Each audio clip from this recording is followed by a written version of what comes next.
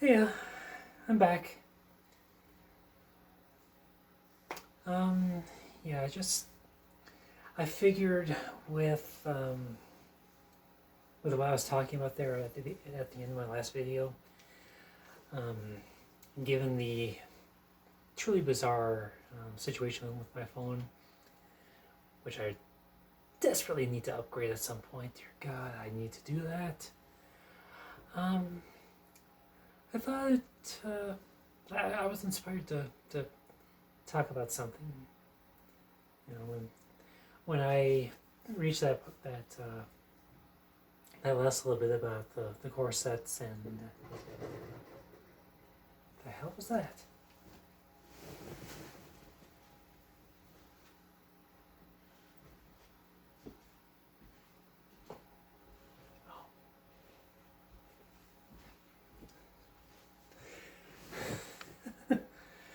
Okay, yeah, that sound, if you heard it, was someone out back in the back lot dumping her recycling into the bin. I got the window open and I got to hear that. Thought maybe someone was tipping something over on my back deck. I got a table over there, sitting on the rocks right now with an empty bird bath. So I thought maybe that got knocked over. Anyway, yeah. So I was talking about the corsets that I bought and which I felt really suited me back then. I mean, not all of them. Some of them I bought and I got them and I realized that they were just god awful. But they were cheap. They were like 20, $30 off Amazon. So not exactly a major investment.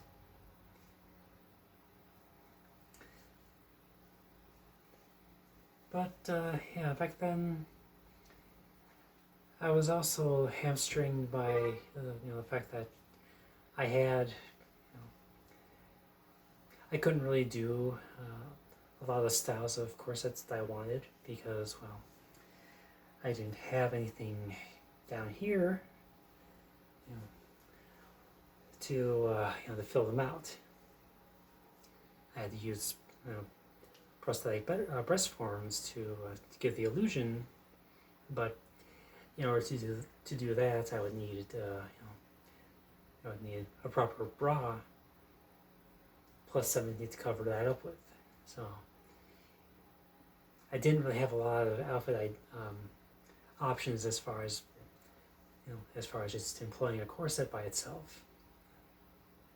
So things were very, very limited. Anyway, that's not really the point of what I want to talk about here. What I'm thinking of here is, it was about 10 years ago. I really started to experiment a little bit with, with my gender identity, expressing myself, trying to figure out my fashion sense among other things, and I started. I started taking selfies. I think that's a lot of where this all came from. Was I've wanted to see if I could pull off the look, if I could look feminine, despite the fact that I had the dreaded XY chromosomes. But so I took a lot of pictures and just want to see what I could do to kind of sell the illusion that I was female. Even though in my day-to-day life I was presenting as a male. So after a while I wound up with all these outfits and with all these pictures I had taken of myself in said outfits. as well as my attempts to to figure out makeup and such. And eventually I stumbled upon the infamous website FetLife, where I really didn't know anywhere else to go, but I heard via the grapevine that FetLife was a good place to go for someone like me you who was trying to just get a feel for for that kind of thing. At the time, I fancied myself just a regular cross-dresser. And that's pretty much where I stayed for the first year or so with that account.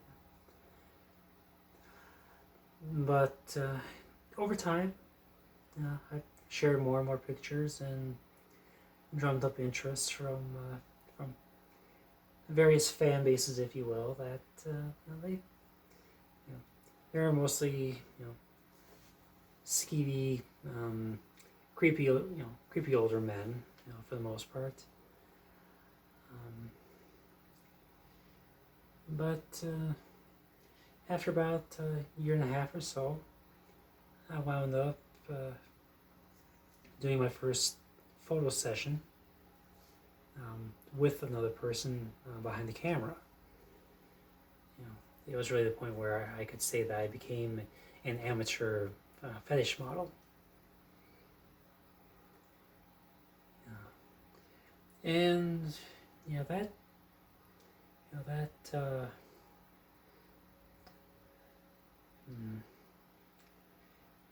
it was a good experience overall, I thought, at least at the time. But in hindsight, I realized that I made a huge mistake in going down that route. A big part of that was the fetish was not just that I was a cross-dresser, but it was also,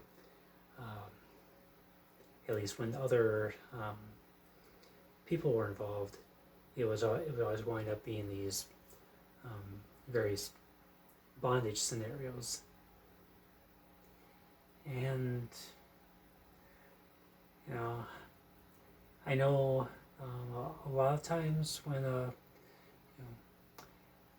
model will go in for one of those photo shoots, she'll bring with like a what do I call it? Like a chaperone, if you will, or just someone to step in and protect her if just to make sure that things stay appropriate and that there's no foul play involved. Well, me, I was so I was still so far so far in the closet, as far as being honest with most of the people in my life, that I made a point of not asking anyone to go with me on any of these photo shoots.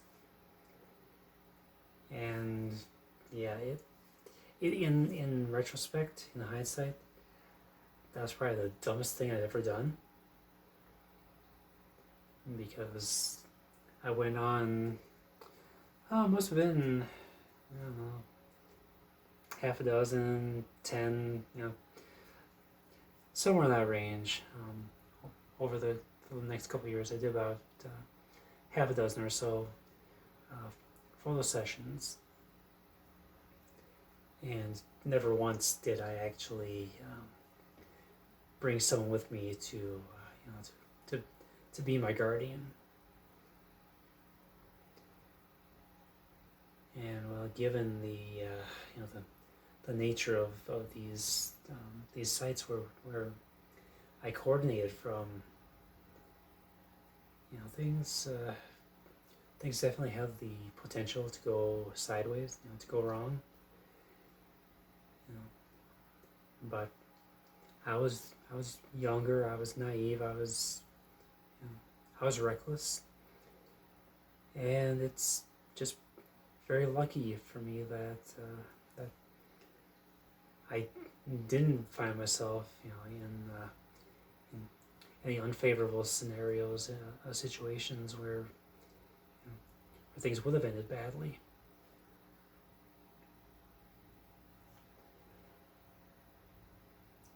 I mean, they say hindsight's 20/20. Well, I'd say it's a little more than that, even at this point, with my looking back at the person I was back then.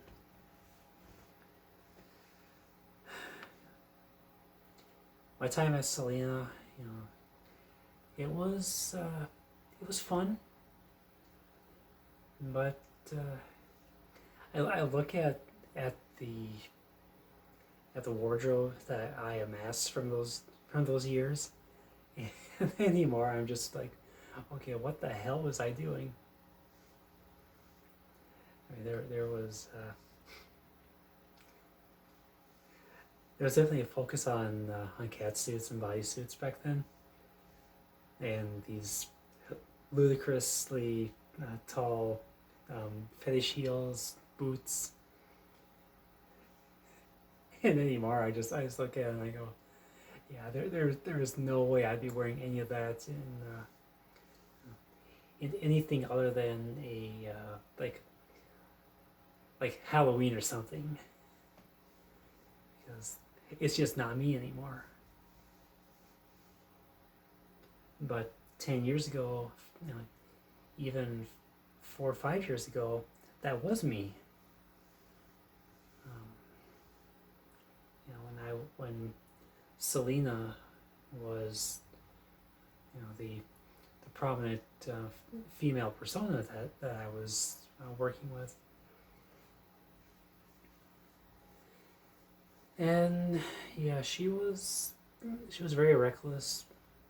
She really didn't give a shit about personal safety or what would happen if things didn't go well.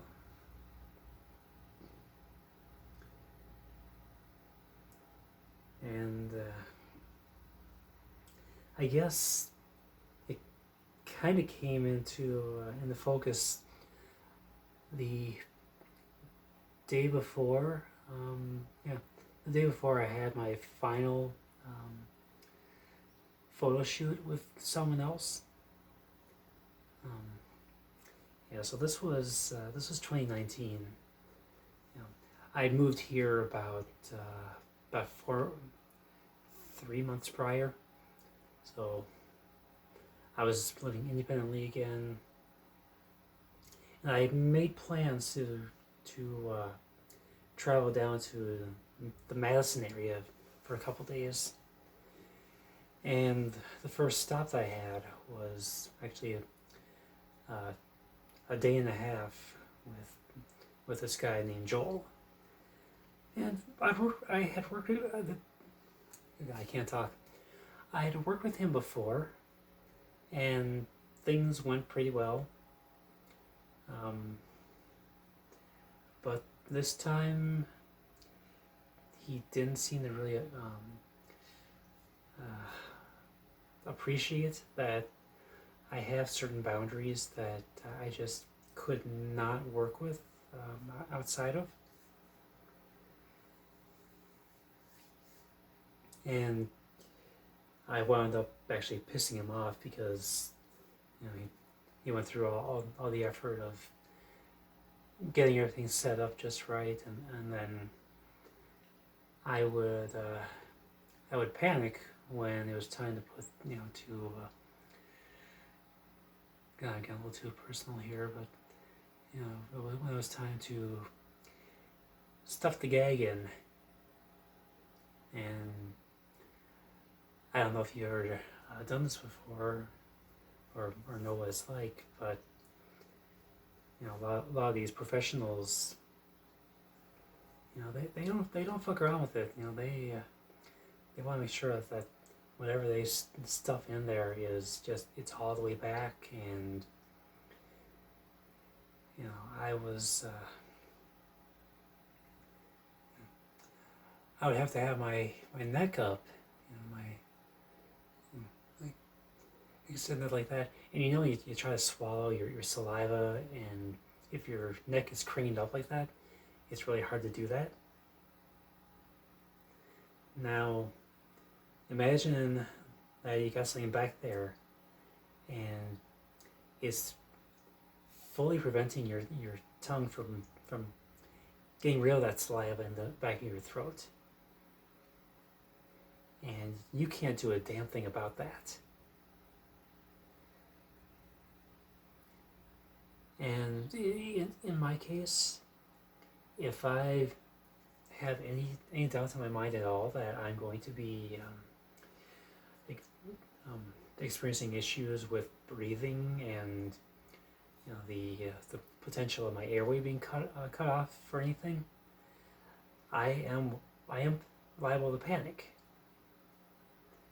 And this was one of those things where it was a problem before, the first time that we worked together, but he was able to work with me, and things were we ended things on a positive note the first time that we worked together. But this time it was he actually got visibly pissed off, and basically after the third attempt, he just gave up on the whole thing altogether. But the fact of the matter was, I was in this position where if I did not have, if he was feeling a little more vindictive, or a little more malicious, or whatever the term we want to use is, he could have forced me to keep that in, panic and all, and I would have just had to endure it, because I was at someone else's mercy entirely. And I think that's the point when it kind of sunk in that this this whole bondage modeling thing that I have been doing previously was just a really bad idea. I mean, it was fun for me with other photographers, other riggers. I said riggers with an R. I don't like how close it is to that other word, so just note the distinction there, please. All right.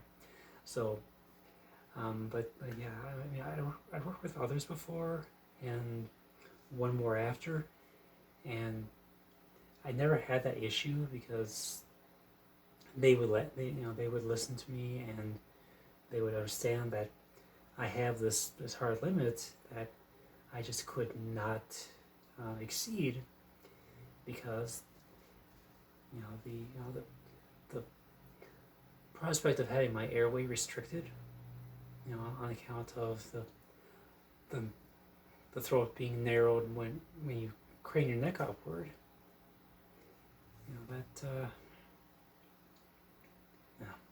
crane your neck upward, or when you're forced to look upward anyway. I've always been very very sensitive to that when it comes to breathing, and any kind of disruption to the uninhibited flow of air between the outside world and my throat, the pathway all the way down there.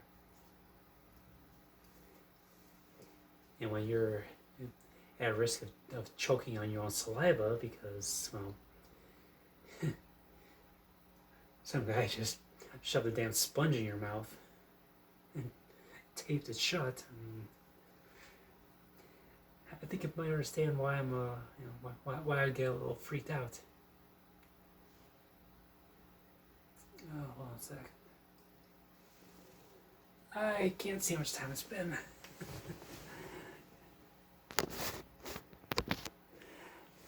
Sorry, I gotta keep an eye on the timer because limited memory on the phone's RAM, or the phone's internal memory plus RAM actually. But yeah, where was I going with this? So yeah, that was back early 2019. I did wind up going to another photo shoot the next day with a total stranger, some dude I'd never met before, and it was actually at his house, which for me was a first. Previously, I was done at hotels and more neutral environments. But at the time, I was so so focused on just getting any experience under my belt that I could, that I just wound up doing it. Well, I went out there and I just said, "Fuck it, I'll do it." And I mean, this one, he communicated. He made sure that no boundaries were crossed. That I was comfortable with everything. And yeah, I would have considered working with him again because it was a good counter to the previous guy I'd worked with, because unlike that guy, this one actually would listen. But anyway,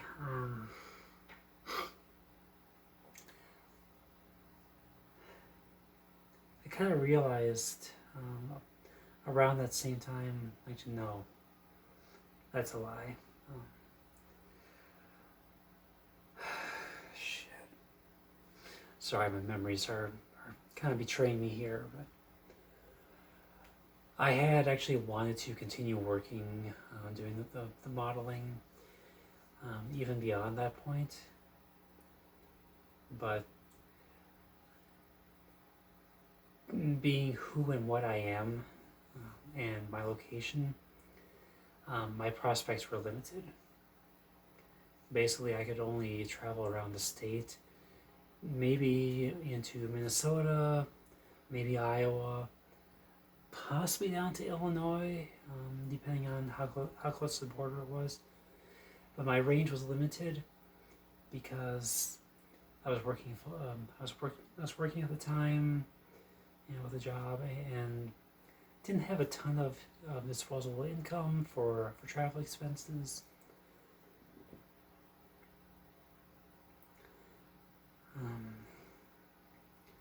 Which was actually the biggest issue, was travel expenses. But anyway, between that and the fact that I was born as having the incorrect anatomy to really be desirable for that kind of work, I didn't have a lot of prospects that were actually willing to work with me on account of that. Outside of the shady characters who clearly wanted to satisfy their less wholesome urges, and my stance on men is no, never, no. So yeah, prospects were kind of limited because who and what I am, and where I live, because why not? Then, well, follow that up with the part where about 2 months later, found out my dad was dying. So everything got put on hold at that point. I mean, I was only at home at night because I was spending all my days over there at my parents' my parents' place because, well, he had mere weeks to live at that point. And he was diagnosed with pancreatic cancer at stage 4, and he refused chemo. So, this was mid-March when he was diagnosed, and he passed on mid-May. So, and from that point on, you're not really going to be wanting to get out there and indulging your your hobbies and whatnot. When you lose your first parent, it's other things kind of take priority. So that was that was pretty much the end of my modeling career as far as doing the fetish modeling thing. At least working with others. I did have a few afternoons and nights where I was bored, and I would doll myself up, find various locations around the condo here to take pictures in. And honestly, I was satisfied with a lot of them. Especially the ones in summer 2019. I was trying to just take my mind off of everything. But by the time 2020 rolled around and the whole COVID thing, and I reached the end of that year, and my my inner how do I put this? By the time I reached the end of 2020, I was suppressing my feminine side again, and it wound up being so detrimental to my mental health that I had split my mind into two different personas. Selina was the female persona. She was every bit the self-centered, reckless bitch that I've alluded to.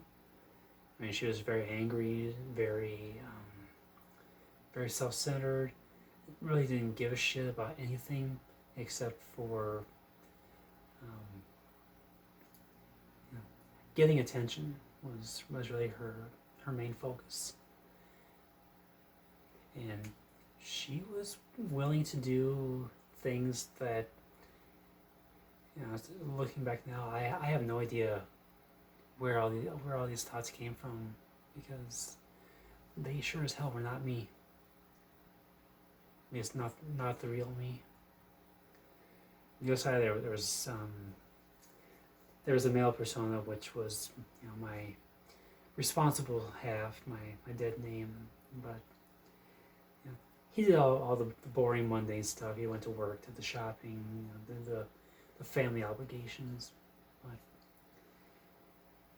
things kind of reached the head in early 2021 when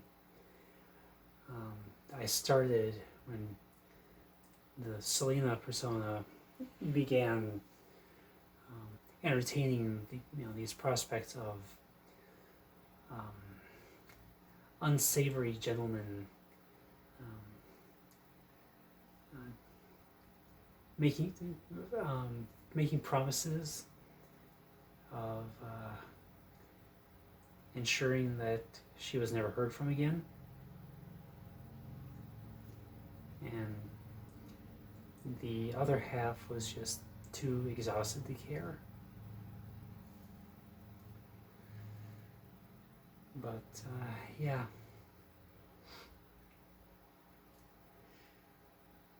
It was kind of at that point when I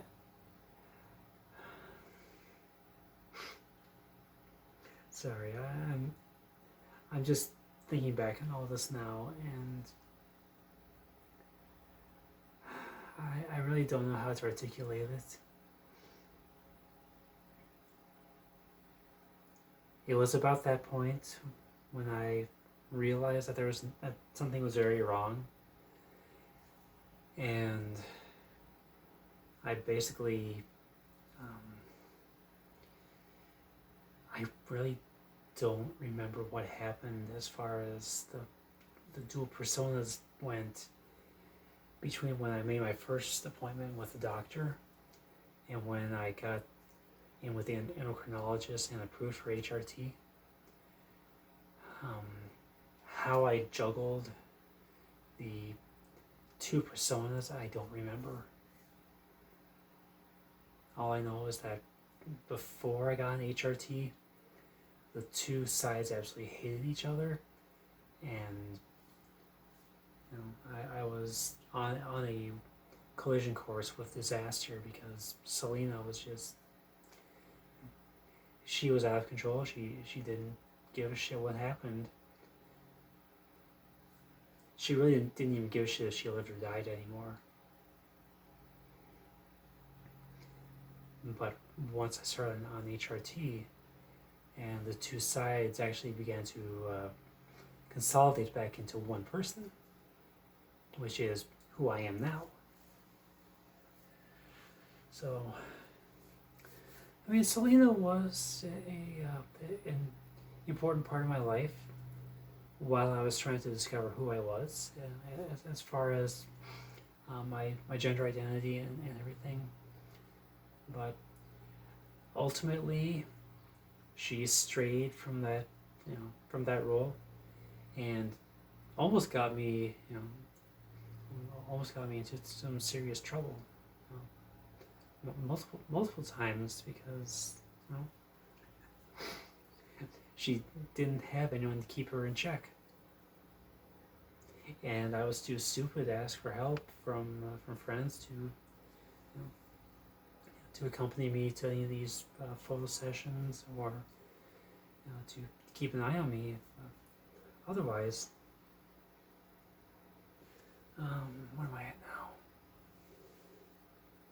now? Okay, it's like 34 minutes into this thing, so I should probably shut it down because limited memory. But anyway, I'm glad that that chapter of my life is over and done with. But it also means that I got a closet full of shit that I'm probably never gonna wear again because it's just not me anymore. Anyway, I'm gonna cut this off here. Let y'all get back to your lives.